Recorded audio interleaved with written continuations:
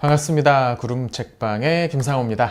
벌써 2023년 2월이 다 지나버렸습니다. 그래서 이 시간에는 지난 한 달 동안 제가 읽었던 책을 간략하게 여러분에게 소개해드리는 영상을 시작해 보려고 합니다. 먼저 지난달 첫 번째로 본 책은 철학책이었습니다. 한병철 교수의 사물의 소멸이라는 책이었습니다. 이 책은 급격한 그리고 광범위한 디지털화가 진행이 되면서 뭔가 실제 물성을 지닌 무엇을 우리가 만지고 접촉하고 경험하기가 어려워지는 그런 새로운 시대가 된 것에 대한 사회 비판 서적입니다. 여러분도 최근에 이제 그런 것들 많이 느끼시죠? 가상 무엇 하는 식으로 해서 뭔가 실제로 우리가 경험하기보다는 이제 우리는 뭐 스마트폰이라든지 그런 디지털 기기를 통해서 뭔가를 경험해 보는 것을 당연하게 여기기 시작을 했습니다. 뭐 독서 같은 것도 전자책 같은 게 이제 꽤 많이 나오기 시작했잖아요. 여전히 저는 종이로 된 책을 직접 책장을 넘겨가면서 보는 걸 좋아하는데 실제로 또 많은 분들은 전자책을 가지고서 책을 보시기도 하더라고요. 저자는 이런 식의 급격한 디지털화가 결국 진짜 실제 관계를 저해시키는 부작용을 가지고 올 수 있다고 경고를 합니다.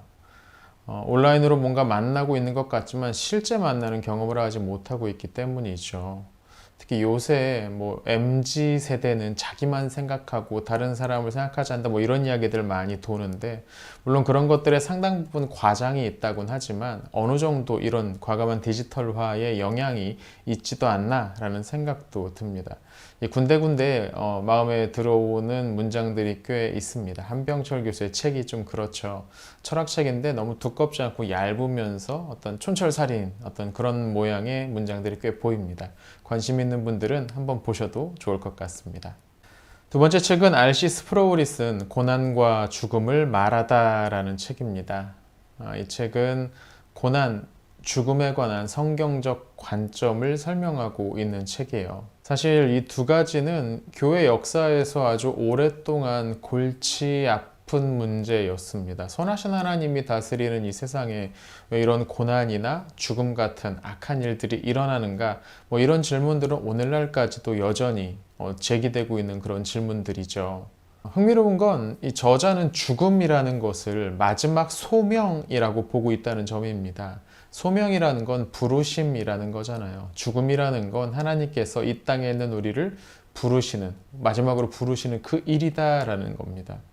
만약에 우리가 죽음이라는 걸 이렇게 정의한다면 죽음을 계속 피하기만 하는 게 능사가 아니라 그것을 어떻게 제대로 수용하느냐가 중요한 문제가 되겠죠.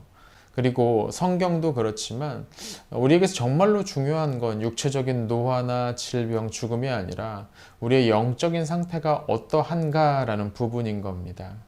우리의 관심을 이런 성경의 관심에 바르게 옮긴다면 이 문제를 풀어나가는 실마리를 찾을 수도 있지 않을까라는 생각이 이 책을 보면서 들었습니다.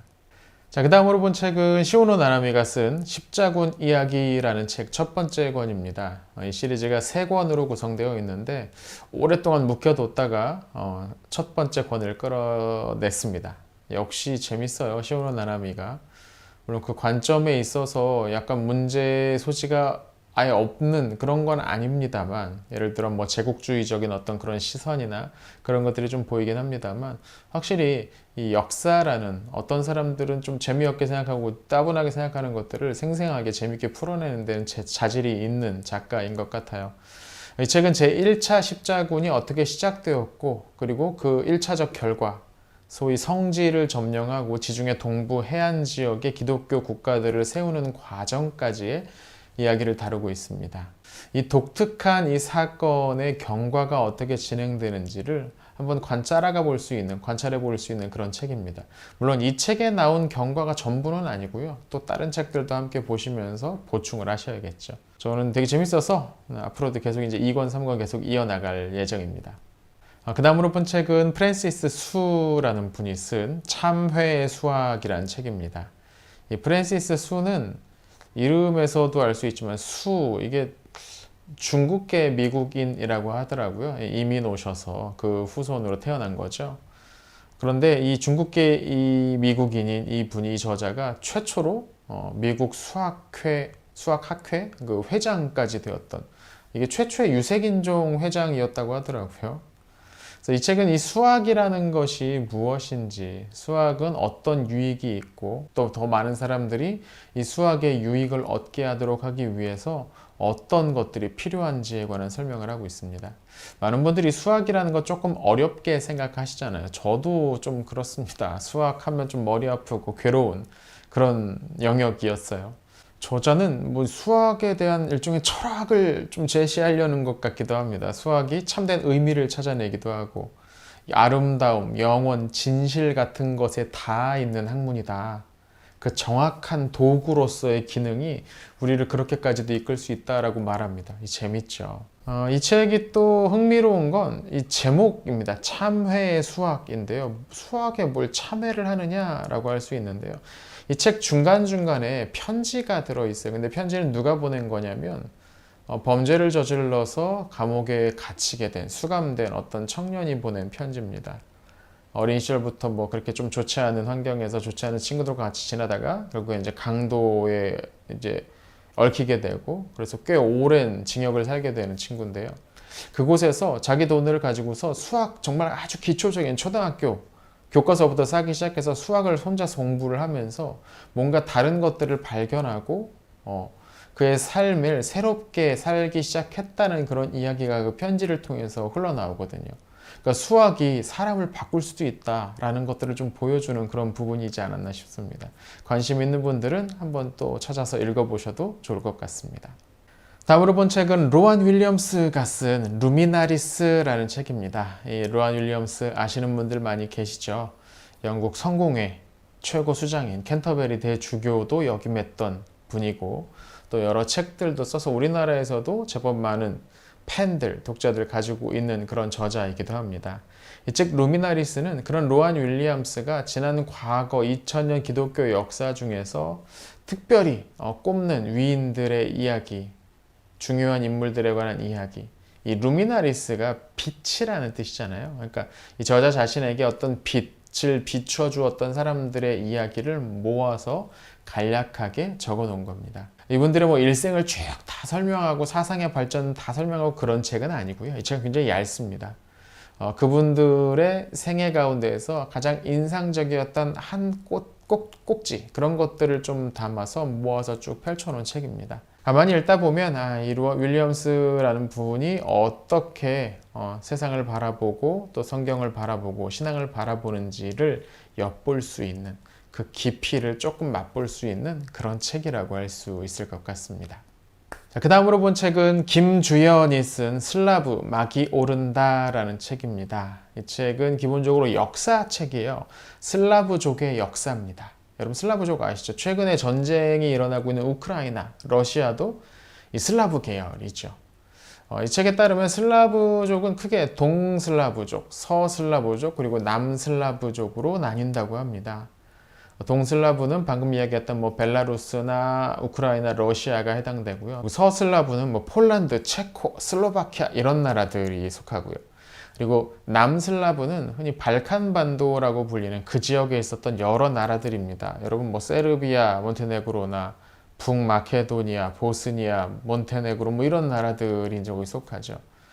이 이야기, 각 세 슬라브족들의 이야기를, 역사를 이제 차분하게 설명하기도 하는 건데, 어떤 역사도 역사인데 이 책에 또 하나 중요한 건 제목에도 막이 오른다라는 표현이 나오잖아요. 막이 오른다는 건 뭡니까? 어떤 연주나 공연 같은 게 시작된다는 거죠. 예술과 관련된 용어인데요. 이 책의 이 저자의 전공도 그쪽이었던 것 같아요. 그래서 이 역사들을 설명하는데 단순히 그냥 사건들을 나열하는 게 아니라 그 지역의 예술과 관련된 분야들도 섞어서 풀어내는 작품입니다. 흥미롭게 읽었습니다. 역사와 예술을 이렇게 섞어서도 재미있게, 또 일종의 기행문적 성격도 살짝 있어요. 저자가 직접 방문해서 있었던 에피소드들, 경험들도 같이 더해져 있기 때문이죠. 그래서 이 슬라브족 이라는 존재에 대해서 한번 전반적인 그림을 그리는데 꽤 괜찮은 그런 만한 책입니다. 두껍지도 않고요. 얇고 또 재미있고 흥미롭게 쓰였습니다. 마지막으로 본 책은 롭 라이히, 메흐란 사하미, 제러미 와인스타인 등 3명의 저자가 쓴 시스템 에러라는 책입니다. 이 책은 전부터 봐야지라는 생각을 갖고 있었는데요. 이제야 이제 좀 눈에 들어오게 되네요. 이제 어떤 빅테크 기업들이 이제 많이 나오고 사회 전반에 걸쳐서 어떤 새로운 과학 기술이 발전하고 뭐 그런 상황이 완전히 이전과 다른 삶을 우리가 살고 있죠.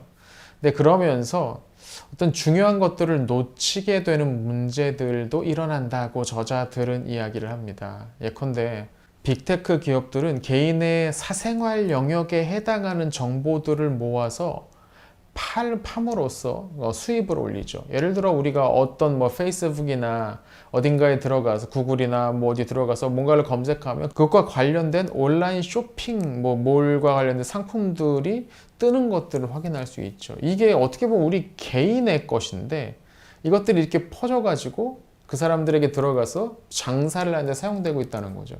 과학기술이 엄청나게 발달하고 이런 어떤 새로운 사업 모델들이 나오게 되면서 이런 큰 기업들이 저지르는 일들과 어떤 전통적으로 어떤 개인이 가지고 있는 권리들, 권한들 이런 것의 충돌이 일어나고 있다는 겁니다. 이 저자들은 이런 상황에서 새로운 윤리, 빅테크 시대에 맞는 새로운 윤리 기준, 규범을 만들어야 한다고 이야기를 합니다. 이 저자들이 생각하는 것은 결국 민주주의라는 것이었습니다. 민주주의의 기본을 유지하고 지켜내기 위해서 이 빅테크 기업들의 적절한 규제를 해야 된다라는 이야기인데요. 물론 이게 쉽지만은 않을 것 같아요. 우선 가장 우선은 이 업계의 발전이 너무 빠르기 때문에 이런 규제를 만들려면 결국 국회의원들이 나서야 되는데 이 사람들이 이걸 이해를 못 한다는 거죠.